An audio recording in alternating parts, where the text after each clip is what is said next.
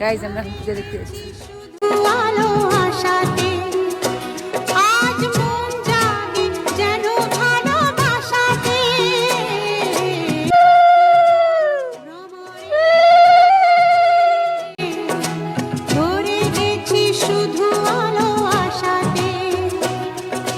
কাছে ডাকো কথা রাখো নয় ভোলো